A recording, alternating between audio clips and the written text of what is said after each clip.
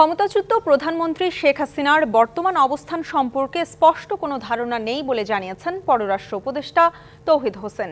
জানতে চাইলে আনুষ্ঠানিকভাবে দিল্লি থেকে কোনো সাড়া পাওয়া যায়নি। নিশ্চিত হওয়া যায়নি আরব আমিরাত থেকেও। দুপুরে পররাষ্ট্র মন্ত্রণালয়ে সাংবাদিকদের এসব কথা জানান পররাষ্ট্র উপদেষ্টা।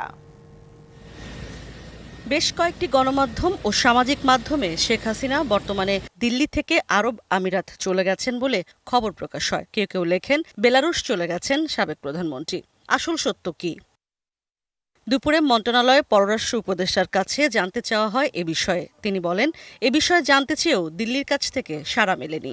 ওনার অবস্থান সম্বন্ধে নিশ্চিত আমরা হতে পারিনি। আমরা দিল্লিতেও খোঁজ করেছি, আমিরাতেও খোঁজ করেছি। কনফার্মেশন অফিসিয়ালি কেউ দিতে পারেনি। তবে আপনারা যেমন দেখেছেন, আমরাও দেখেছি যে উনি আজমানে সম্ভবত গেছেন, কিন্তু এটা রিকনফার্ম করার চেষ্টা করে আমরা সফল হই।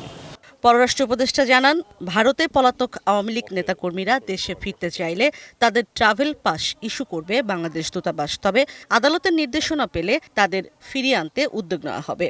তারা যদি দেশে ফিরতে চান, তাদেরকে অবশ্যই ট্রাভেল পাস ইস্যু করা যেতে পারে থিওরিটিক্যালি, এবং তারা দেশে ফিরে আসতে পারে। ট্রাভেল পাস শুধুমাত্র one way travel to Bangladesh.